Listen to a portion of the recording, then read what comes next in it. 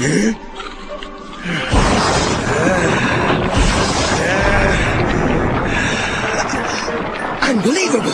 I feel great! Computer. Kaboom! We are live with Ali Gudiev. Do I pronounce that correctly? That's true. So. That's correct, bro. That's right. And you said it right. Yeah, and Team Skillaz in the house. Since when are you actually part of Team Skillaz? Maybe you can tell something about your background so that the people get to know more about you and how this whole journey started for you.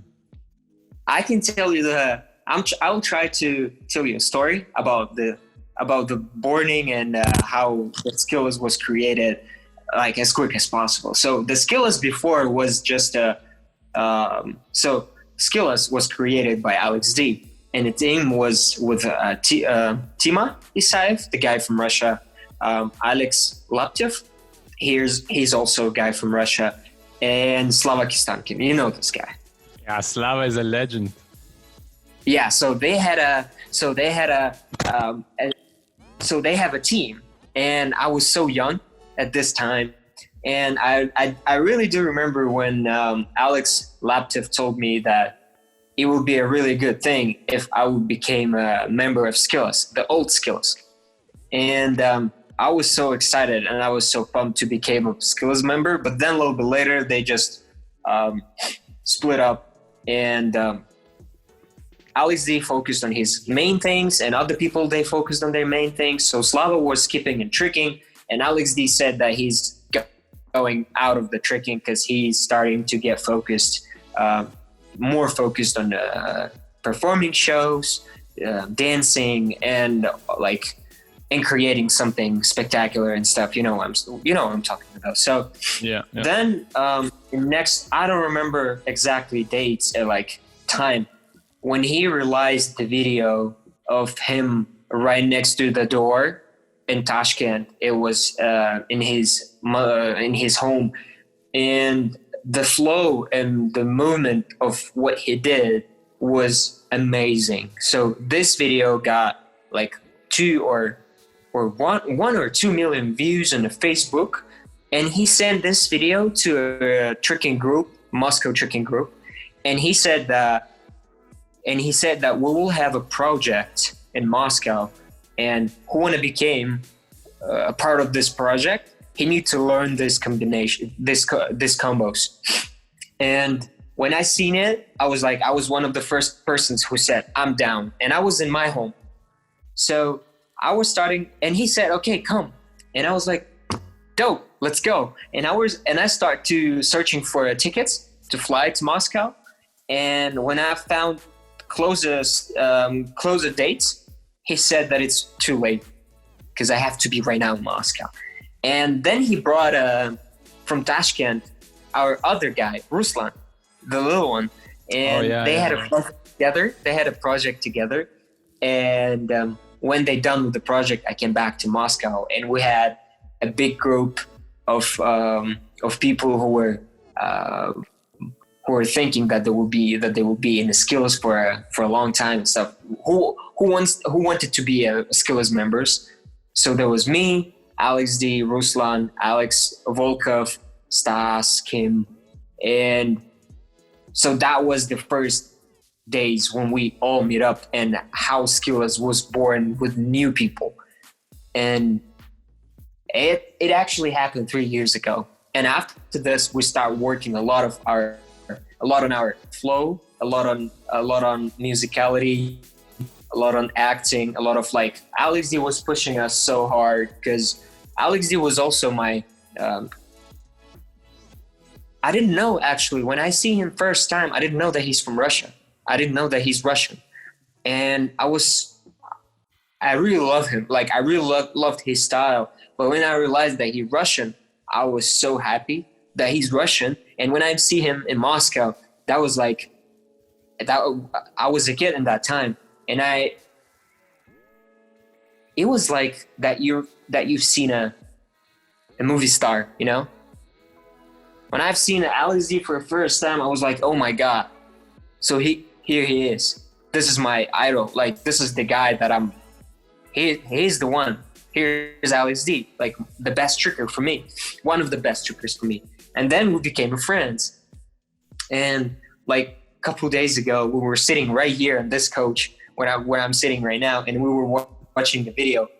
Like, bro, could you imagine that we always was thinking about our stuff and about our business, about trainings and stuff, but we never was sitting in the couch doing nothing and just watching the movies. And I've never thought before that I'm gonna be right next to my auto, sitting here chilling and just watching a movie, and that's amazing. So 3 years ago, Skillaz was born, and a lot of people was gone by some personal things and stuff, misunderstanding and shit happens. But right now, there's 5 members of Skillaz: Alex D, Ruslan, Nikita, Chopa, Toma, Jude Toma, maybe you know him, and me.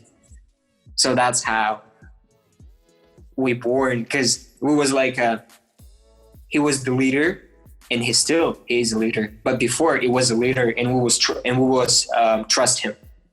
He were our coach. He were our motivator. He was our work giver. And right now we became a really good friends. We had a lot of stuff between each other too. A lot of arguments. A lot of bad vibes and stuff. Anyway, there was one time.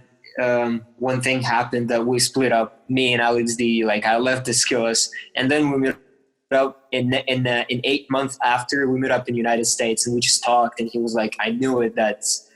It was just misunderstanding." And I went back. And when I was flying to the United States, I was thinking that Alex D will call me back. Like, he will ask me to come back to Skillaz, and I would be like, "No, I'm not gonna go back." And when I talk to him, and when I see him after 8 months, I was like, damn, this is my brother. And he said to me, I was right next to the swimming pool, and he said to me, "Bro, we need you to come back." I swear to God, I stopped crying, and I went back to Skillaz. I was like, no. And I said to him, "Bro, when I was flying to United States, I was thinking in that flight, I was thinking that I'm not gonna go back to Skillaz. And when you asked me to come back, I were sure that I can't come back. Like, I can't. I have to come back. Like, I can't not to come back. You know what I'm saying? And okay. That's why, like, yeah, I need to come back because this is my family. And yeah, right now we are together, and we had a session. Alex is working on his documents right now here in Moscow, and he couldn't make it to the session. But I was in Toma, and we're done with the session, and probably we will meet up a little bit later with Alex D today. That is dope, man. Thanks for sharing that, insights, because people don't know stuff like this. And for me, it's inspiring to see how he shaped your journey. Like for me, I encountered Anis in Germany. And since then I was always like, hey, he's my hero. And then I was chasing also like to meet your idol, to, you also get inspired. I mean, that flow of swings, execution, and all of that stuff, the style. The same goes for Alex D. I remember exactly the video you're talking about next to this red. It's like a really, really cool scenery where he did this nice, stylish combos. And I remember his old. Yes. The orange wall or something. Yeah. The nice flow with the scoot to Arabian, and I don't remember the exact combos, but like that. Yeah, with wall work. Yeah. And the first sampler, like, I was stoked about was seeing Slava and Alex D in Moscow. I think one old sampler, the Slava and Alex D in Moscow. They were killing it with the dope music, bro. Yeah. Yeah, man. Yeah, that duo sampler. Yes. That was the night gym. We was able to train at this gym only during the night. And there was a really great track on this video. And then after, when I was at High Gathering for the first time, I played this music on the gathering, and everybody would start searching for this track. And the beatmaker of this track was Russian. And like, as you are American, or like as you are European, you don't understand the Russian words, because like how it's typing and stuff. and I was sending to people this track, and everybody was listening this track because this track was hyped, get hyped in tricking world and in tricking community because of Slava and Alex D's video, which is fun. Yeah, I love it. I think I found it. I think it's this. It's called Alex D and Slava Kistankin do sample a Russian Madness. No, not this one. Oh, I'm sorry. It's not with the Slava. It was with the Tima. I'm sorry. Yeah. But this especially this in 2013 was like a game changer. Like they were crazy, bro. Killing it. Dub. This gym was right next to Alex D's house. That was the best gym in Moscow at all. The spring floor was perfect, and gym is super huge. Like it's giant. It's giant. But a little bit later, because of some, they had some plans on this place and stuff, and they just destroyed this place completely. And we don't have this type of gyms anymore in Moscow. We have only small, like private gyms. Only like if you have your own business, you're opening a small gym for people and stuff, but not a huge one by government. You know. We have it, but not similar to Dynamo. But Dynamo was crazy. That was a home, even for my first tricks. I saw this crazy new gym like called Hanga or Anga. I don't know which number, but this looks dope. Hangar 18. It's not. It's a good gym, and it's the not organizer the gym made by Guy who did a trampoline, and he knows us, so we're able to train there. But there's also one new gym that close to me here with better spring floor.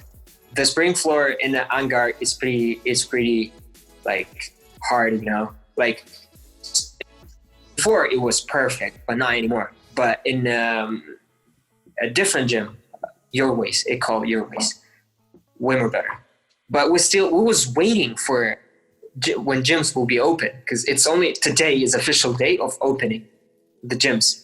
Do you guys have the American springs or the foam blocks below the? No, we have a springs.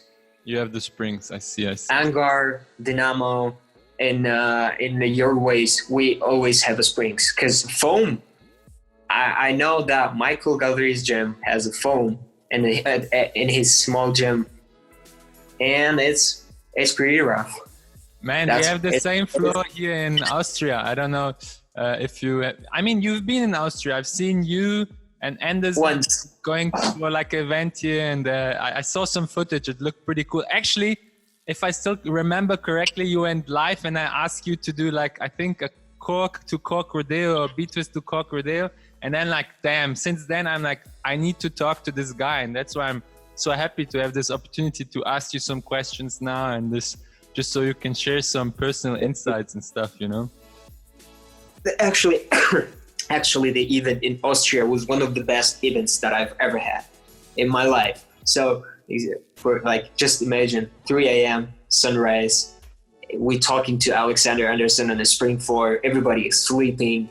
We were like, bro, you want to eat? Yeah, I want to eat. And we going downstairs. That was a huge school. And we're going downstairs to a kitchen, and we were just taking all what we want, and we were eating. That was a sunrise. That was like early morning, and we were together with Alexander Anderson having a crazy life, like conversations about life, and like, and we opened up, like, I've never thinking about Alexander Anderson in that way, and he told me about his life, and he told me about his like crazy stories, and he told me about his like a really rough life, and I was like, bro, you're a really strong person. And this happened at Austria, and the Austrian gathering was one of the best gatherings that I've ever had. Like it was super warm, and it was super like home gathering, you know. There wasn't a lot of people. There wasn't a lot of like weird stuff. Like there wasn't a lot of information that goes around you. For example, like hooked, biggest tricking party. And there's more information the flyings around you. There is so many people, there is so many friends, and in the same time, you feel yourself that you're lonely because you can't talk to anyone because everybody just have to go because somebody want to go to the grocery store, somebody want to go to sessions, and you just can't have a conversation with a person. Like you just cannot sit and talk to a guy because everybody's just rushing, everybody's just trying to do as more as they can. But it's perfect. Like it's huge party, which I love so much. But compared to Austria, I was like, I had a chance to take a sit and have a good conversation with the people and know about everyone and talk and make it fun. And that was an amazing time. Yeah, I believe the same, that like those smaller events, they are more personal. You just get more imprint of people you want to meet or meet at those little events. They're very, very familiar, you know. That's true. And anyway, it seems like adrenaline too, because when we were shooting adrenaline series for our battles, there was not a big event, but there was a lot of trickers, like the best trickers in the world, that all were living in one house. And you just, for example, you're doing a breakfast with a Shosei Iwamoto, and you're doing a breakfast with a Reggie and Daisuke Takahashi. Wow, and they giving me the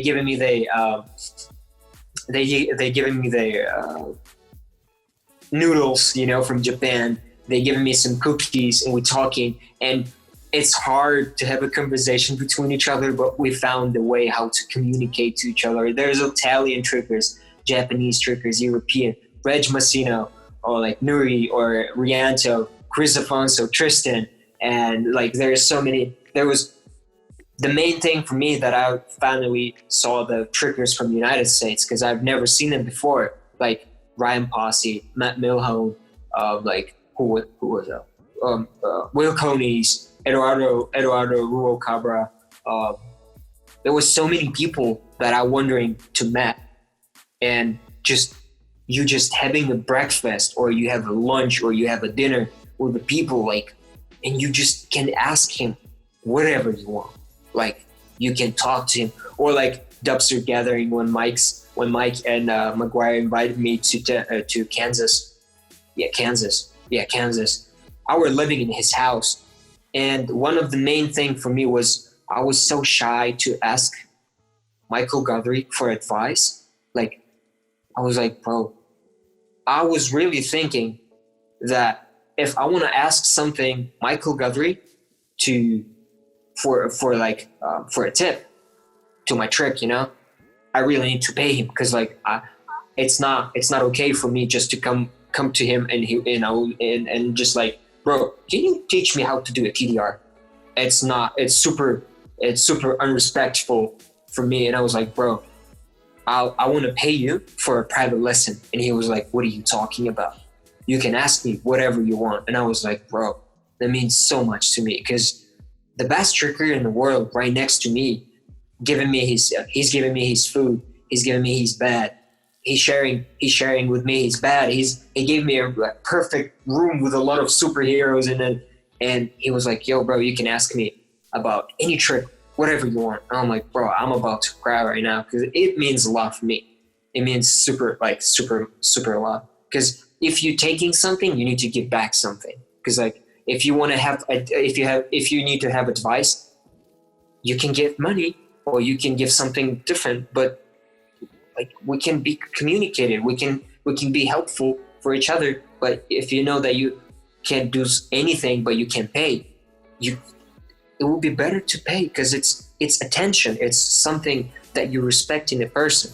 And that was so crazy for me. Like I was like, oh my god, bro, I'm about to cry right now, because you're driving me to the gym, you give me your house, you brought me to your gym home, like the iconic gym for every tricker, and like right next to this gym, because you invited me here and you brought me here, and I'm right now here, you give me this opportunity, and I'm about to die right now, because I'm like, that's euphoria. Like I'm about to die. This is miracle, you know? When you're just sitting in your room, you have a message on your phone, and you're like, bro, we want to buy you a ticket and we want to bring you to United States. And I'm like, oh my God. Like who are thinking about it? I've never thought about it. Like when I was 16 or 17 years old, I was doing backflips on my backyard, like in really deep villages, and I'm never thinking about that. In the future, I will be traveling around the world and meeting with the people that was idols for me.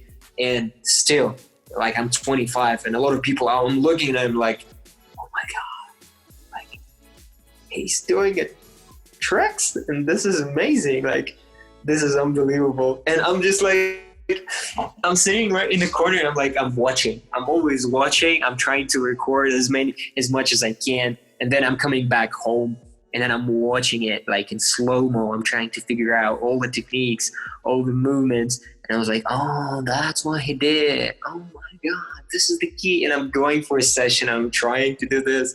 The whole dubstep I was recording, and it like the jam session was, everybody was jamming, and Michael Guthrie was throwing crazy tricks. And I put the phone and I recorded everything.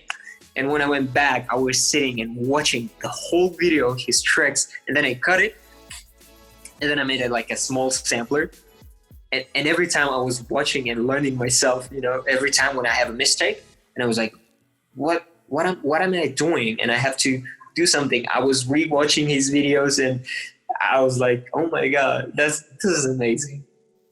But that whole perspective you just shared, you know, about exchanging things and like really sharing and caring for each other, you know, like even if you can't pay, then maybe you know something I don't know, or I know something you don't know. So there is a valuable exchange of, you know, attention and knowledge. And that's a good segue actually to some things I wanted to ask you, you know. I mean, how long have you been tricking now? You said since doing flips. I mean, you started with 15 or 16? 14. I did my first flip, and that was a front flip when I turned 14. So right now I'm actually 11 years doing flips. And like tricking, when I started doing tricking since 2014 and 15. So like basically before High Gathering, I was just a guy who were throwing corks, like heart tricks and stuff. But then when I came to High Gathering and I've seen the movement and passion of tricking with kicks, with flow, with transitions and stuff, when I've seen a mic for the first time, I realized that that's what I'm going to do. I'm going to do the tricking with invergato, with backside 12, with backside 14s, with the semi swipes, with the aerial semi carry through gumby to cork snapu semi to snapu swipe, whatever tricks, like the weird combination of the tricks. And I was like, this is exactly what I want to do. Not just the corks to triple cork or like double cork, or because my first dub that I landed, that was before High Gathering, but I can't say that I was a tricker at this time. Like after so the feelings that I got after High Gathering is absolutely making me feel that I was not a tricker before High Gathering. So after High Gathering in 2015, I was in Germany, Hildesheim. I became like, that's what I want to do, the tricking. Yeah, by the way, salute to Florian Gems, that flow from Hildesheim, for making that stuff happen. I'm hopefully going to have him on another episode. It's going to probably be on German, but we'll find somebody that will create translations.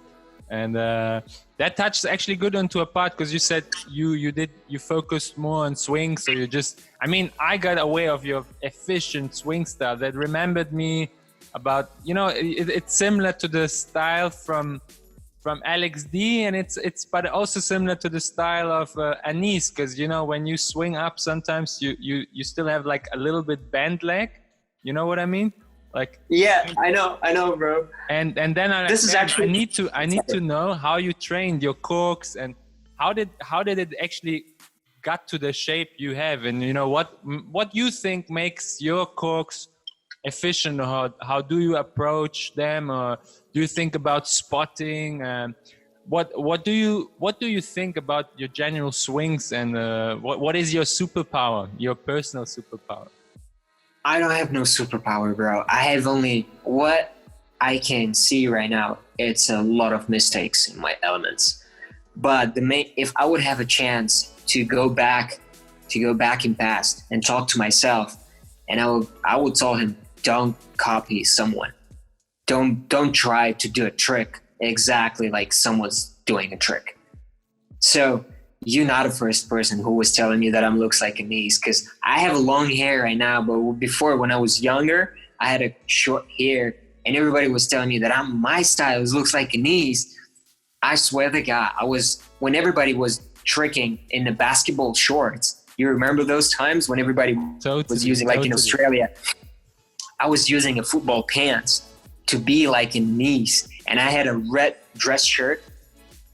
I was wearing the red dress shirt on my session just for being like a niece, and I was trying to make my cork exactly looks like a niece. And this tries did to me a lot of problems. A lot of this, the race to have a corks like a niece made my tricks not correct with my technique. And then after, when I figured out that I want to do more, I want to do double cork, I couldn't do it because I had a really bad technique of my corks. So like, basically I was able to do a cork, but double cork was super hard for me. And I was like, I don't understand how it works.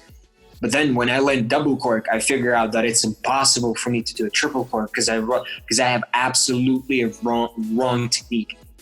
Even right now, I'm fighting for my technique. Even right now, I'm trying to change my TDR. I'm trying to find the perfect balance in my corks. I'm trying to find the perfect balance in my full variations, because like it's hard to add extra. So if I want to add extra, I need to absolutely change my technique. So like, for example, you have a double cork and you want to and you want to do a triple cork, and you figure out that it's impossible to do a triple cork with that type of technique. So you have to go backwards and you have to start from the beginning. And that's one of my biggest problem right now. So like every time when I'm trying to add extra twist in my trick, I'm going backwards. Like I'm going back and I'm starting to fix from the beginning everything again. So this is one of my biggest problem. And this is one of my biggest problem in the tricking for me right now. So like, this is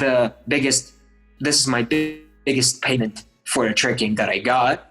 And right now I'm struggling so much with wrong technique of TDRs, with wrong technique of side swipes, with wrong techniques of, with a cart full, with wrong techniques, triple corks, with wrong techniques, like a lot of elements that I need. It's hard for me to do even axle twists. Like it's hard for me to do a backside because I'm falling, because I'm doing something with my shoulders and I'm just falling down, and I have to fix it up.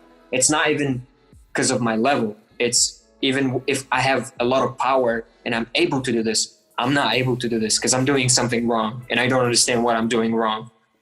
And every time when I was watching young kids and every time when I was watching the kids who was growing up, I'm like, how could you did this? How you found the perfect way to develop yourself and you're just going. I had so many tries, I had so many shots before I just shot a target, and you just did it for a first try. How? Like even Shosei, he's just growing up with the tricking. He's not changing his technique. He's not working on his side swipes or TDRs. He just keep killing. But I'm working on my side swipes and I'm working on my TDR, because it's hard for me to go side swipe to TDR because something I'm doing wrong and I'm trying to fix it up, and that's killing me inside. It costs me a lot of my patience, and it costs me a lot of hours of trainings, and it makes me feel so mad because when I'm watching on my tricks and I'm like, I hate it. It's ugly. Like I want to change it and it's hard to change. I'm like, why is it hard? Why I'm so weak and I can't change it? I want to change it and you keep fighting to change it. And still, one of my biggest problem that annoying me, that when I'm doing a TDR, I want to have my feet looking straight forward, but my leg goes here. So like if I'm going forward, my leg goes that way. I don't want to have it. I want to have a straight leg. It's impossible for me. And you know what I start doing? I start doing a Webster on a different leg. So I figure out that I need to work on my Webster. With my left swing Webster. So I have a good Webster on my right swing leg, but right now I start working on my new Webster from my left swing leg, and it's horrible. I'm just landing on my ass. And I was like, oh, that's the key. That's why I can't do a good TDR.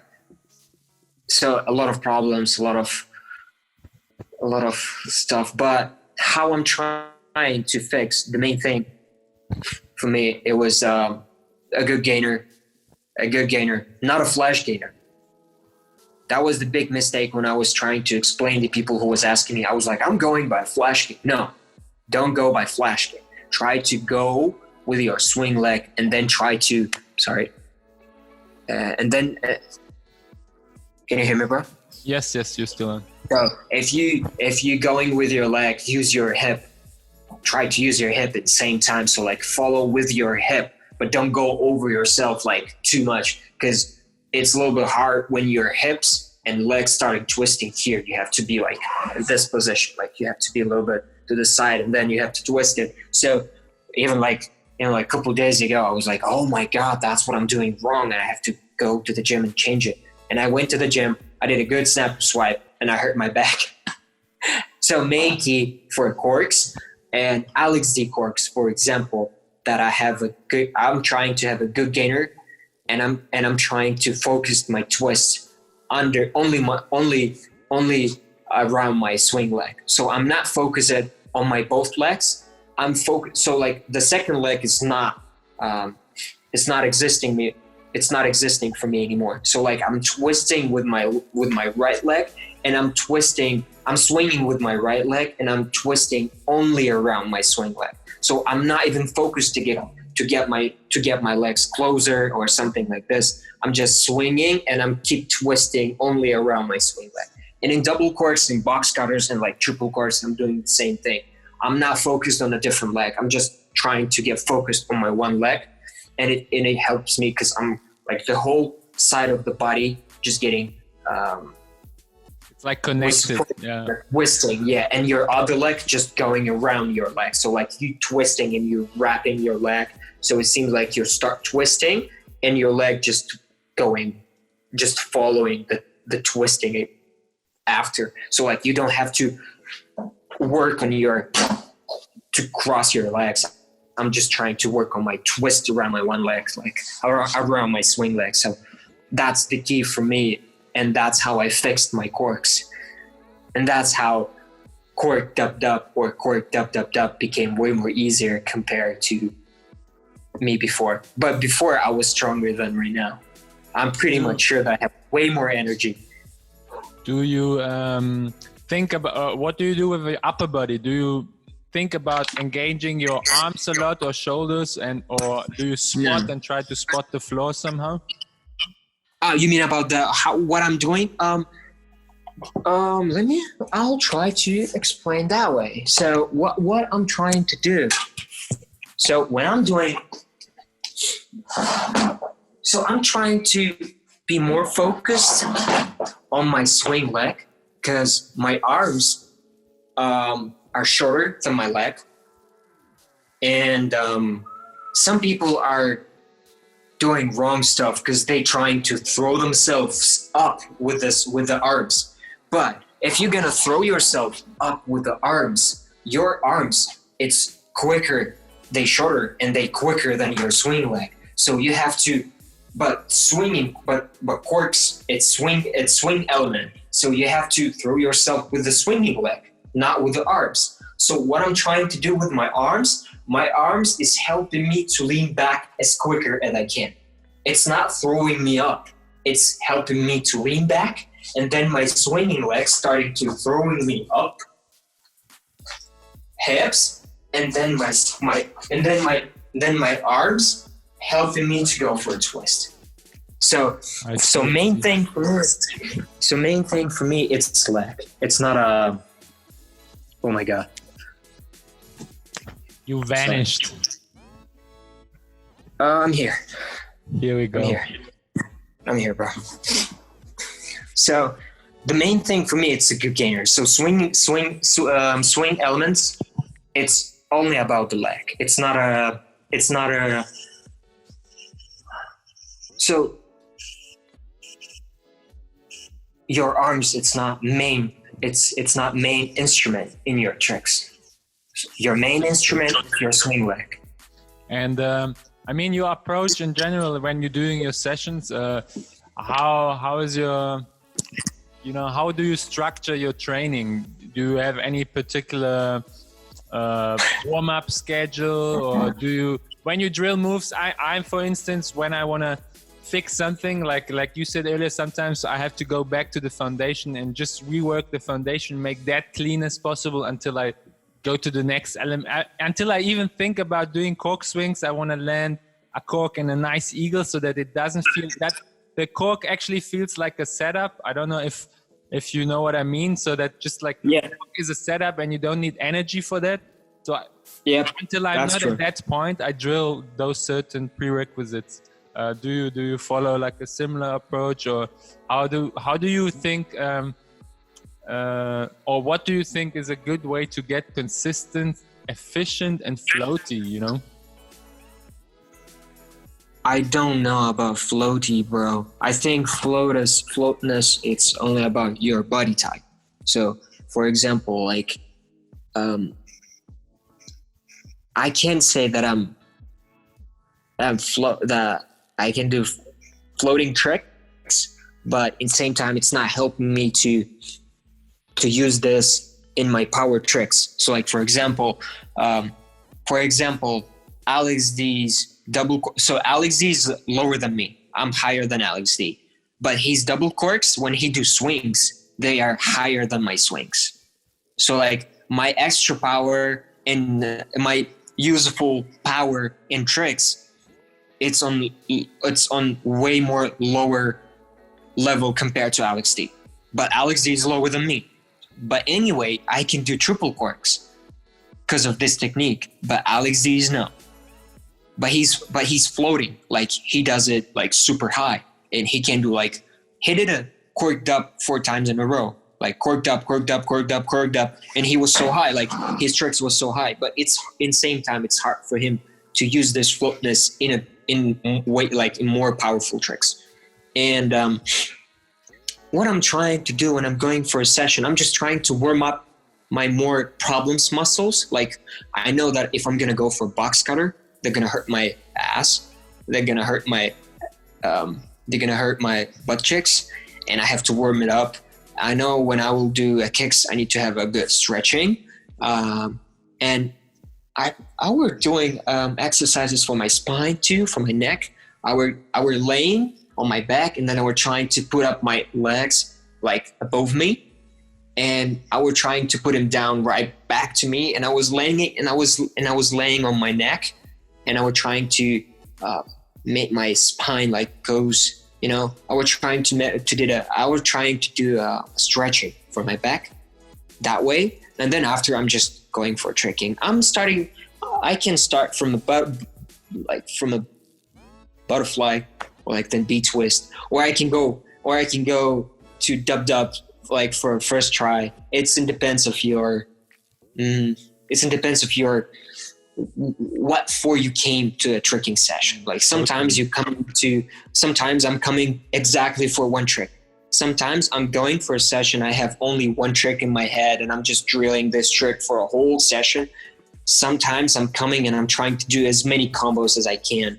Sometimes I'm coming and I can spend 2 hours just to fixing my TDR. So it depends of what you want to do. And somebody told me. And the frequency, like how often these days, how often do you train and session, and compared to like when you started, is there a difference now? No, it's same. I'm trying to have a day after day. So like if I will have a session today, I'm resting tomorrow, and I'm going for a session in 2 days. So you always give like 24 hours recovery time for your body, and yeah, but sometimes no. Sometimes I can have 2 sessions, like 2 days with the sessions in a row. Sometimes, but it's not a long sessions. I have sessions only by 2 hours and stuff. But like, for example, like in my gym in Kiev, which I loved so much, which I love so much, I can session for like 4 hours. So like I'm going for crazy tricks first, and then I'm going lower. Then I'm just drilling my cheat 1080. Like I'm trying to do cheat 12 on my last breath, and like I'm trying to try as more as I can, you know, like I'm just trying to pull it out of myself, and I'm like, I need to do this and this and this, and snapper swipe, cheat 12, snapper swipe, side swipe, and side swipe, snapper swipe, and then you just like, you know, you're dying, you're just about to, you can't breathe, you're like, oh, you're tired, and you just keep killing, and then you're just going back home, and you dying in the public transport. Oh my God, I'm about to die, and I'm not sure that I'm going to be able tomorrow. Like, I'm not sure that I will be able tomorrow to go to the gym, but you're waking up tomorrow and you're like, I want to go to the gym, and you're going to the gym. Even if you're tired, you're just sitting in the gym, doing stretching, and just looking at the guy and doing nothing, but you're happy that you're in the gym. But yeah, I can't say that I have spectacular, like something special in my warm-up, in my warming up, or something special to warm up my body. I'm just like a stupid young kid who just going in the gym, and he was like super happy that he's in the gym, and he just like, ooh la la, I'm going to the tricks, you know. Like I'm a Spider-Man, and you just keep killing, you know. And what do you think like about like solo sessions versus like gym sessions with a crew? Solo. I will choose solo session. Sometimes solo session, it's making you feel so dead in your head, because like you just drawing in your thoughts, and you need to session with someone. I would rather to have a session with a person who's stronger than me, who can be like an example for me, or like on the same level with me, so he can be an example for me. This is the good one. But if you have a session with the people that just doing nothing, or they're like doing gainer for the last 7 years, there is no reason to have a session with these people, because these people will only taking your attention for your focus, and you will spend a lot of time. I think and you will spend a lot of useless time. For those people. And you like, there is no sense to have these people in your session. So I would rather to have a solo session. And the time of my biggest progress was when I have when I have a lot of solo sessions. So like that was the time of my biggest progression. Yeah, because then you're faced with the real obstacles. You know, you're not distracted, and you really hunt and work on things. I don't know what your mindset is when you do those solo sessions, but you probably also set yourself some goals that you want. Like you said earlier, you want to fix this, and you freaking work until it's done, or you find a way to make it work. Like again, that example with the Webster, and you know, like getting that straight line for the touchdown race. Sometimes we gotta take detours, and that was a nice insight, man. Yeah, that's true. But like, I don't know, I can say that sometimes I'm too emotional, and emotions, it's one of the I'm doing tricking because I love it. So like, I don't have no purpose. I don't have no goal to prove something. So like, I'm doing tricks because of my feelings, like, you know. So like, some people are romantic to girls. Some people are romantics to something else. I can't say that I'm too romantic to my tricking. So like, this is my so like, it's not a romantic. It's more it's art, you know. It's something. It seems like maybe looks like that you trying to create a new book, you know, that you writing a story or something like this. This is something your personal, you know. it's not a girl. It's not a girl that you're trying to have a feelings with her. It's not a flowers and stuff. It's not that romantic what I'm talking about. It's more like yourself. It's more like you're romantic, you know. Some people loving rock music and this is their passion.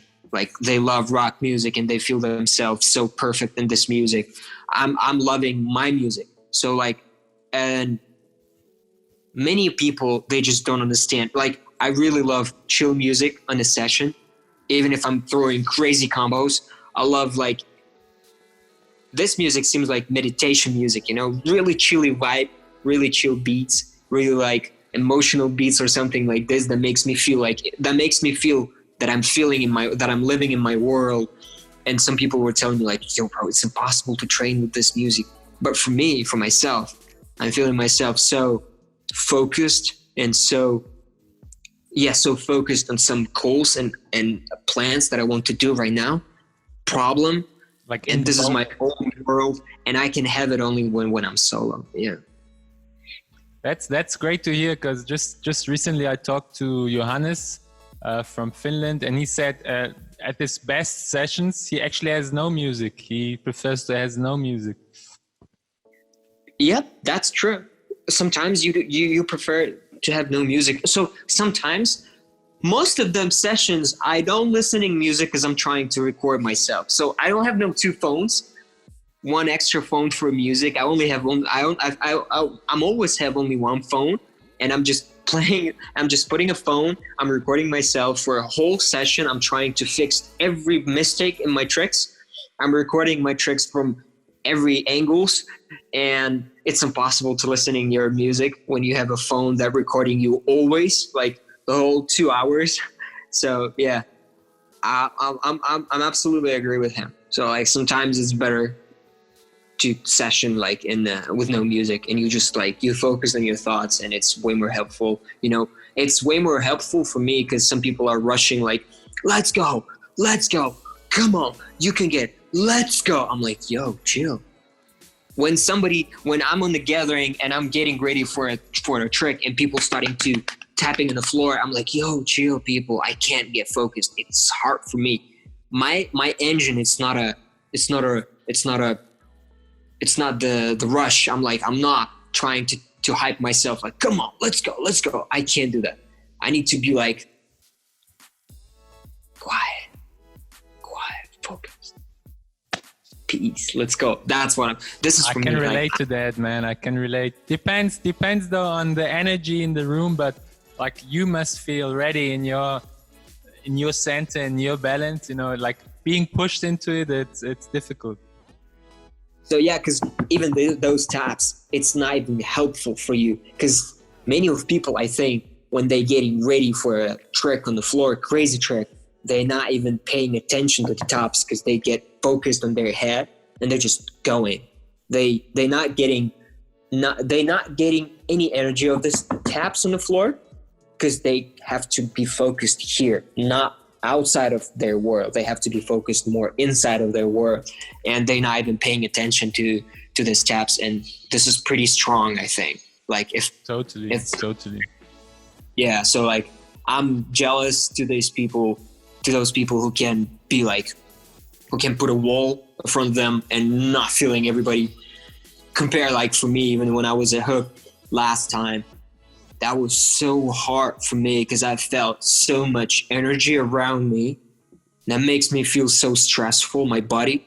Like, I know that I can do this trick. I know that I can learn this trick. I know that I can land this trick. I know that I'm fine and I'm absolutely good and I'm in good shape. But something happened and something like going around me always. And I feel myself so stressful because of it, because of so many people, so much energy around me. I'm like, I can be chill. Yeah, and this is one of the biggest problems. Overwhelming. Yeah. And this is one of the biggest problem of solo sessions, because if you are solo and you're doing a good tricks, and when you're going on a spring floor with many people, it's so hard. Because when you get used to the solo session, you know that you can get yourself ready and you can go for a trick.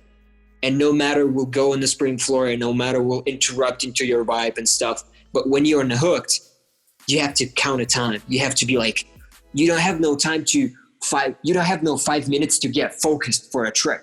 You just have to go right now and right here, because if you will not go, somebody will go. But you want to do a trick and you need to go right now.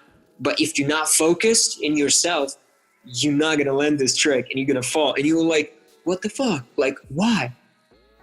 I was doing this tricks good before, but what is wrong right now? Nothing wrong. It's just something in your head. And it's hard because there's so many people around you. This is the good key of the session with someone, with a lot of people, because you're not counting a time, and you can be like, you can get focused as quick as possible. But when you're alone, your mind and your body was like getting lazy in quick focus, and then later it's hard. I know that if I will go for a session, or like if I will go to a gathering right now, oh my God, that will be so hard for me. Like I will be like, I'm not sure that I will let him dub. I'm not sure.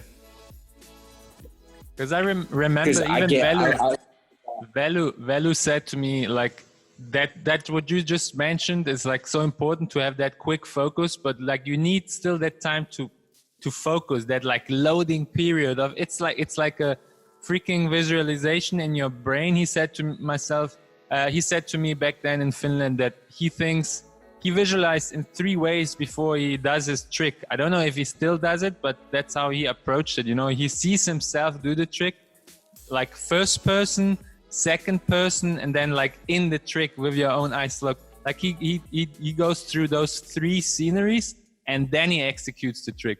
Like that what he shared back then, you know.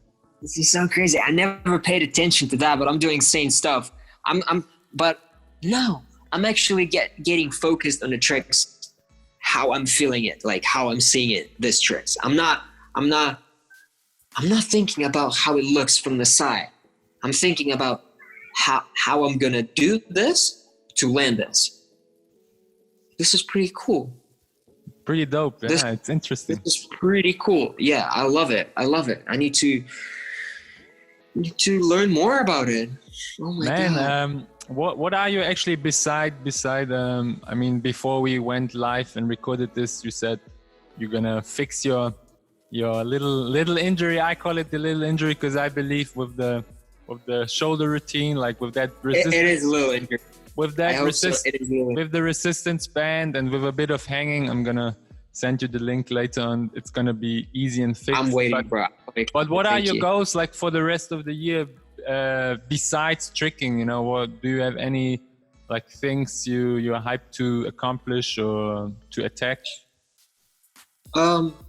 Develop yourself. So we are now, when we was during the quarantine, when we were sitting at homes all together, it was impossible to have the sessions in the gym because gyms was closed, and we had a really bad weather in our country. So it was impossible to have a grass session, and all what we did, we were dancing. We were taking a classes, like we were taking lessons from a YouTube. We were trying to learn a lot of moves from a house dance, because we love to dance, because it's one of the. So I cannot say that I'm a tricker, because the tricking, it's not the main thing. It's one of the main things. Tricking, it's the foundation, and I'm putting on this foundation some extra more things that I love, and that makes me be more open in what I'm doing. But of course, tricking, it's first. But then I put dancing, I put musicality, I put acting, I put stunts, and together it's coming as a really artistic personality who feels the music, he knows the vibe, who knows how can do a show, who knows how to create a show, and who knows how to battling, and who knows how movie works, and all this together, and you can be a model, you can do modeling, and like you're an extraordinary person who can do whatever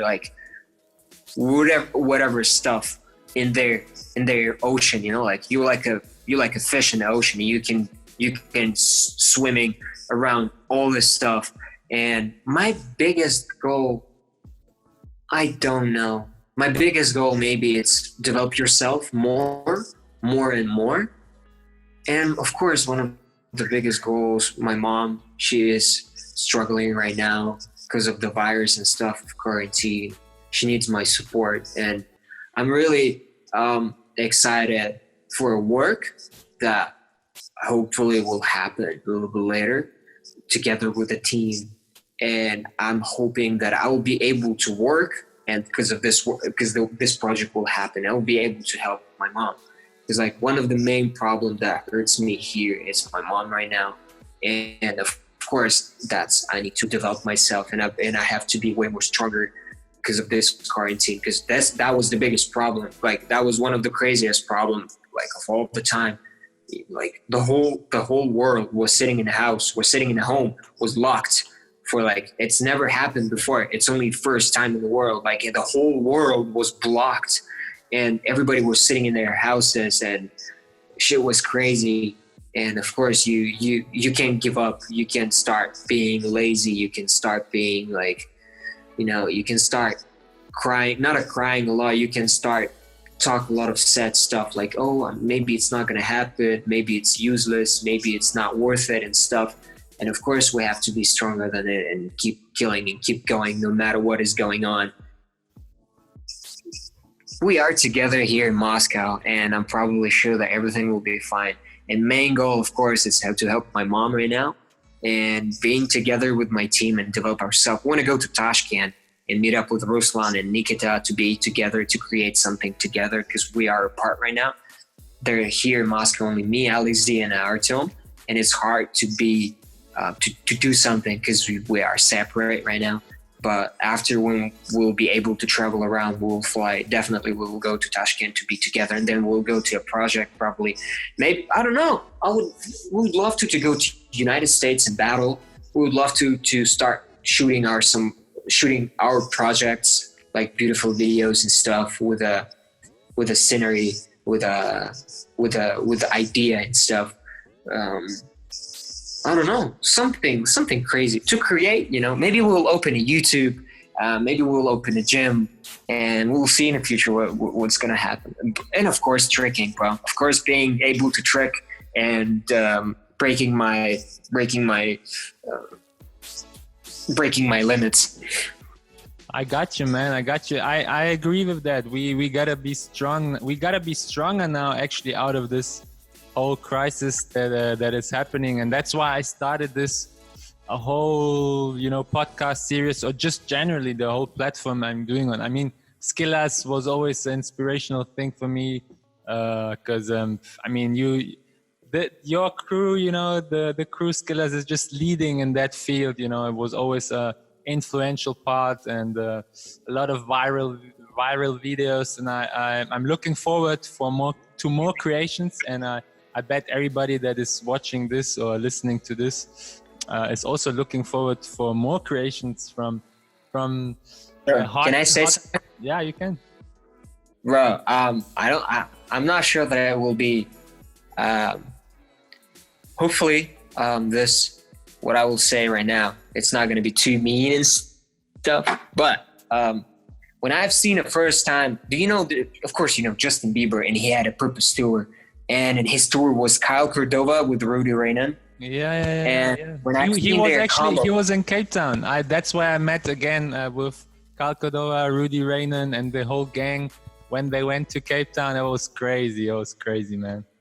So when they have a show and they had a synchros on the show and they did a forums, I'm like, all right, forums, it's unbelievable, but it's a dance show. Do something different. Everybody can do it. Forums show. I respect it. I love it. And that was good. And they do this good. But I'm like, if I would have a chance to be there on the stage, I would do better.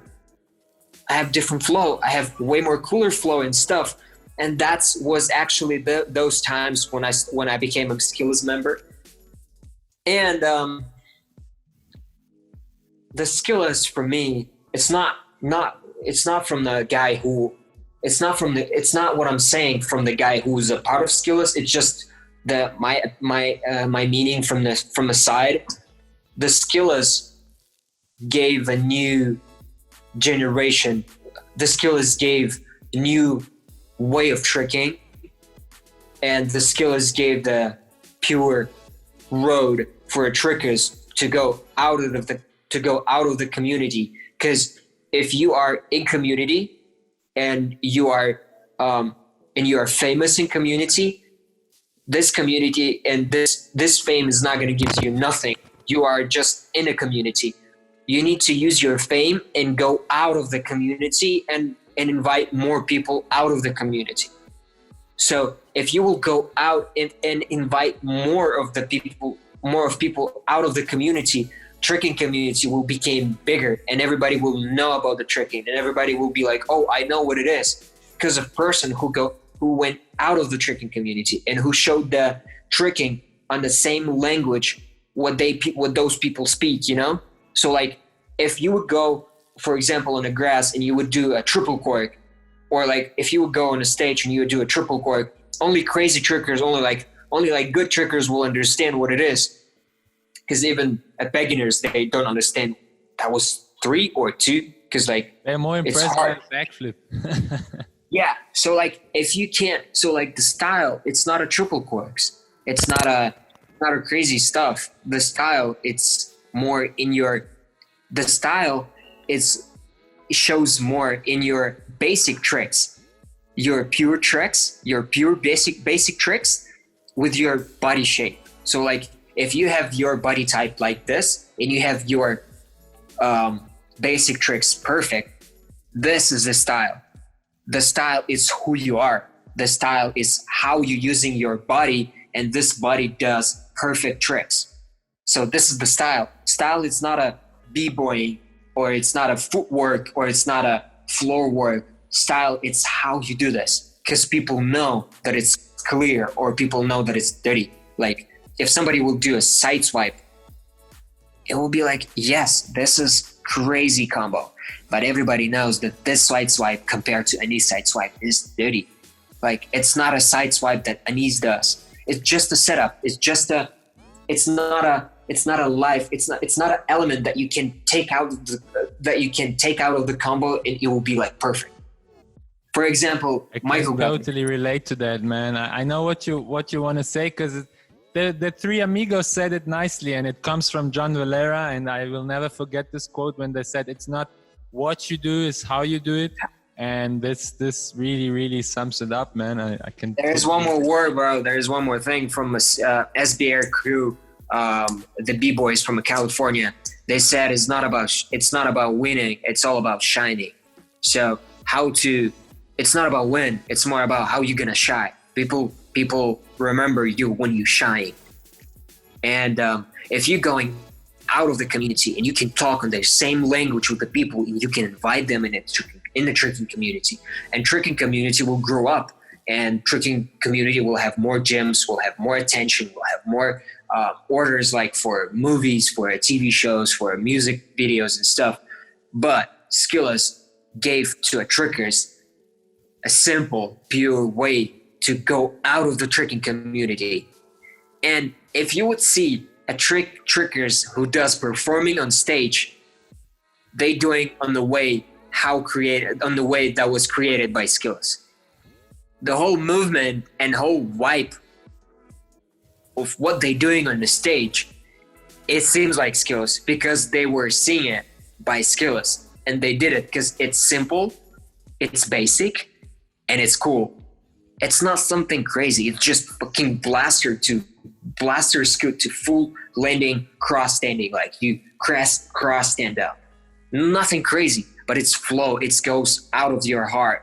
And if I would do this trick by me, and if you would try to copy it, you will copy it by physically, but not mentally.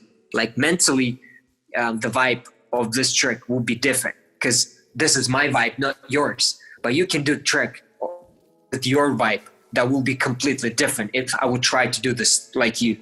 So like this is the energy of your trick. So you know what you do the best, and you do, for example, like Cork rodeo. And if you would ask like a different guy to do a Cork rodeo, it's not going to be a same Cork rodeo like yours, because your Cork rodeo is full of emotions and full of expression, and like you love it because there is a vibe in your trick. And that's why and I'm pretty glad that, for example, like there's so many trickers right now in Russia who works in the show industry after us. What they doing, they going like Skillaz, and this is amazing. It shows that you exactly on the right way what you're doing. So you're doing it right because people following you, because people try, because it's not just for you, it's for the people.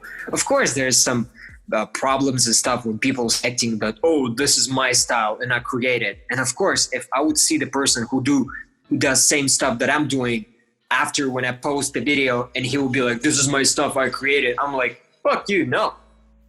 I were killing 8 hours in the gym. I just destroyed my knees to do this trick.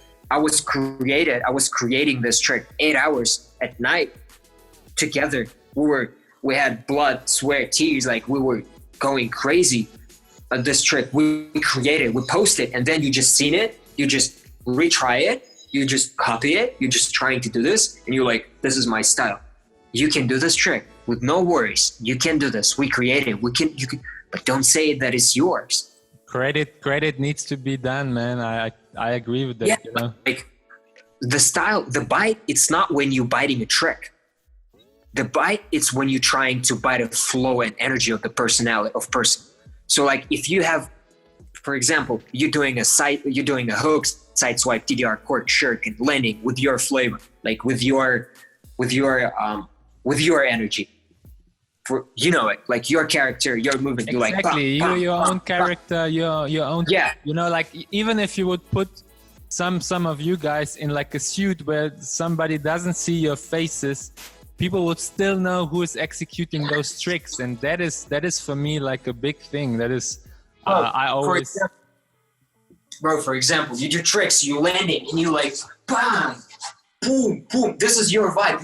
You're shouting, or you do whatever you want to do. Like this is your movement. You know that you're going, or like you go for this, or you're throwing waves, or like whatever you can do. But it's yours, and you know it. But then you see how that one guy doing the same stuff on Instagram or whatever, and he does same movement like you. He trying to do, but he can't. And you're like, bro, what are you doing?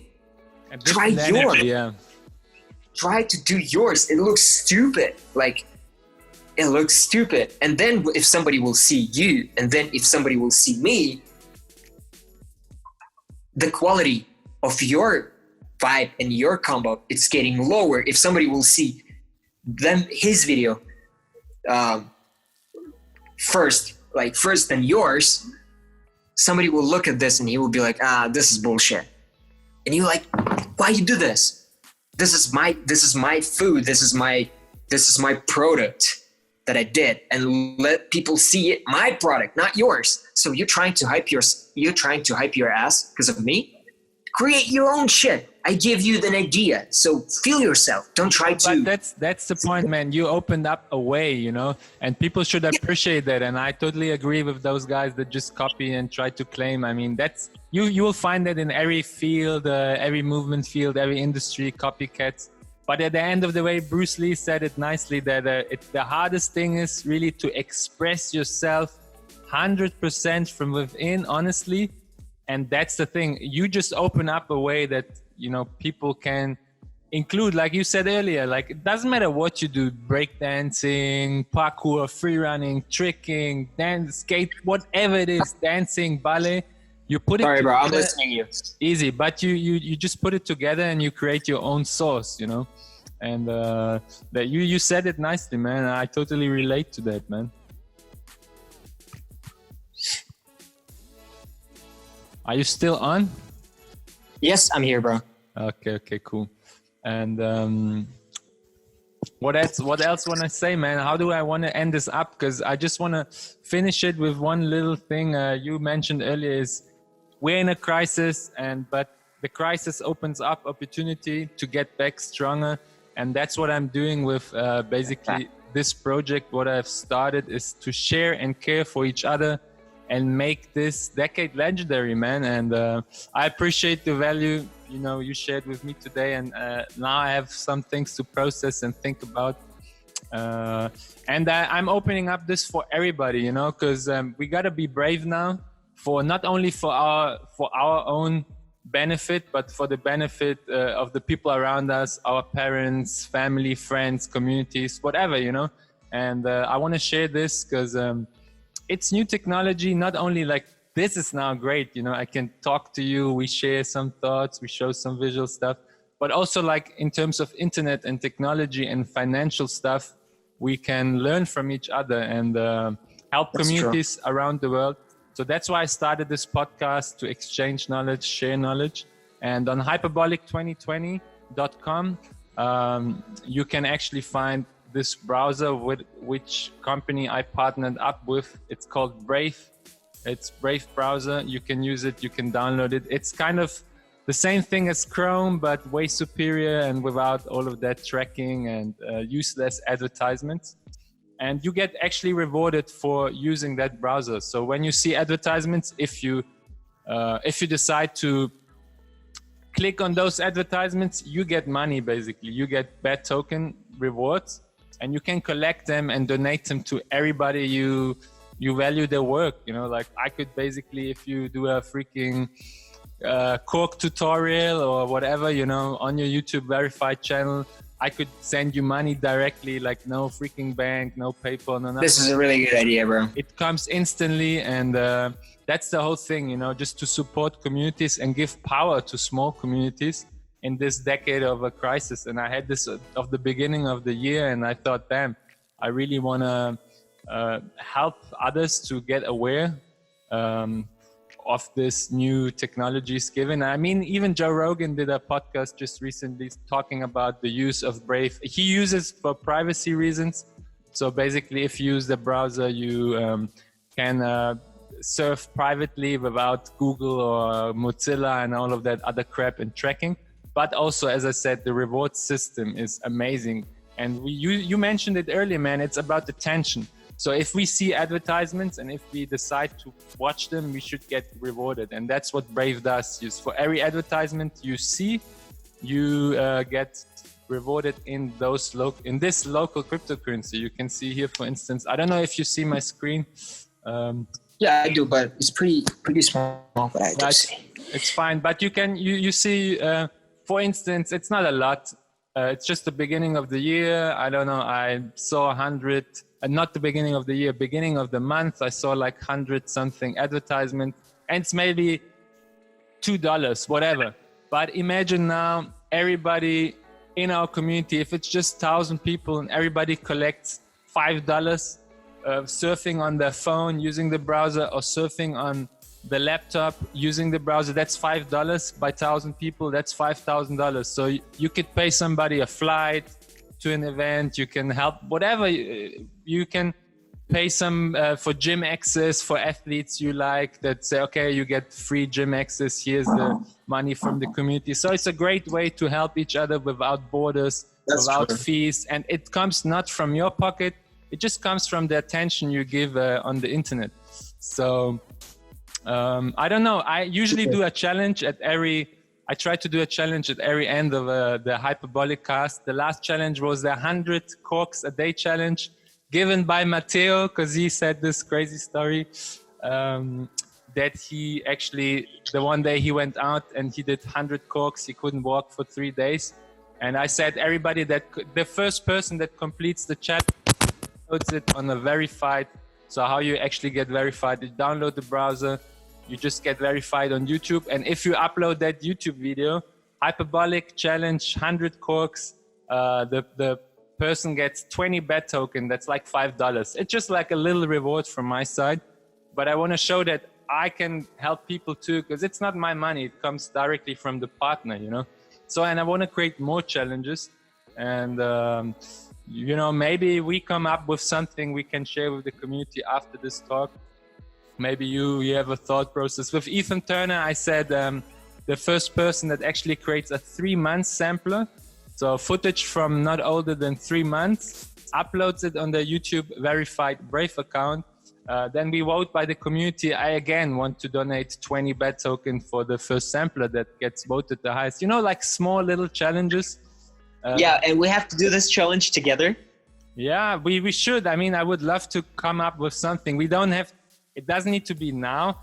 It's just something I love to do at the end of every podcast. Bro. And then another thing is from the money I collect through Brave, I want to push actually to the stage that I'm able to create a winner or create a challenge. Brother, give me a sec. I'm here, I'm listening. No problem. I just want to say that like a good thing would be like a hooked ticket price worth in BET token, maybe but that needs to be like a proper challenge, you know? So I love to brainstorm and put it out. And for the community that listens to this, if you come up with some ideas for a hooked ticket challenge through Brave and the Hyperbolic platform, drop a comment, send a message. Maybe you come up with something or you talk to your homies, but I definitely want to push this further and just motivate the community to bring back samplers, to engage more, to use new technologies more, and not just sit on their ass and think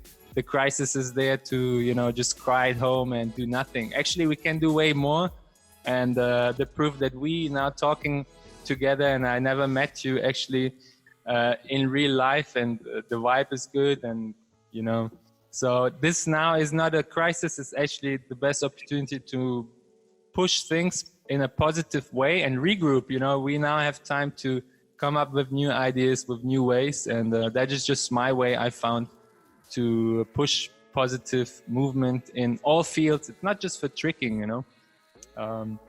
That is true, bro. I actually created another challenge where I also give donations for like an ankle rehab. So if people have great ankle routines to make ankles stronger, they can also drop a comment, drop a video, and if it's approved by Hyperbolic fixed standards, then again 20 BET tokens is the donation.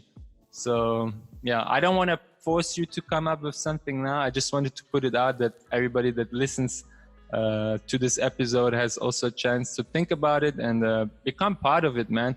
And I like, for instance, what Alex D was doing. He did like live streams where he was asking people to send in clips, and then he was fixing their techniques and, you know, helping people. You know, stuff like this is awesome now, because through these digital technologies, we can interact with each other. We don't actually, I mean, you're now in Moscow, I'm in freaking Austria, Vienna, you know, and that's amazing.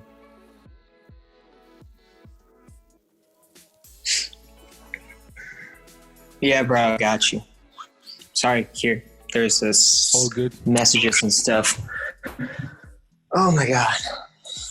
Yeah, man. What can I say? That's just a fucking blessing, man. Thanks that you actually took the time out of your day to come online and have a great tricking chat for a live stream. Man, that's dope. That's dope. That's why I want to end it actually, and I'm gonna drop you the link just after we go offline. I promise. Thank you so much, brother. And your challenge is to come up with something, you know. Maybe we can do maybe, you know what? Why not do like a choreography challenge if we are already at it? I mean, that could be a theme that suits very well for this. Cork challenge? No, a choreography. You know, like a unique choreography, like a crew that comes up with a unique choreography that is something in a way of Skillaz, but not Skillaz, like their own thing. Maybe we can do like a cool vote like this. It's just a thought I have now. You know, we have to be open for things like this. I also want to donate like 20 BET tokens for the first video and the coolest stuff that comes online. That could be a cool thing to, you know, the tricking crews around the world, they spam crazy shit, but I don't see much sync combos that are creative and dope coming out a lot. So maybe that's a good initiative and good motivation for like smaller crews to come up with cool stuff, you know? Yeah, bro.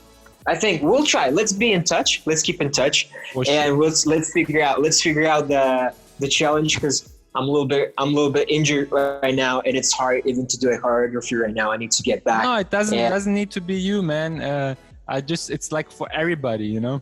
It's all good. You guys paved the way anyways with the ways of Skillaz. So now it's time for like maybe the 15, 16 years old kids to show some crazy stuff, you know. Got you, bro. I got you. Let's figure out. Let's be in touch. Just a little bit frustrated right now. Like, I'm glad that we had a good conversation, but I'm a little bit like frustrated after injury and stuff. Like, I need to drink something right now, to painkillers and stuff.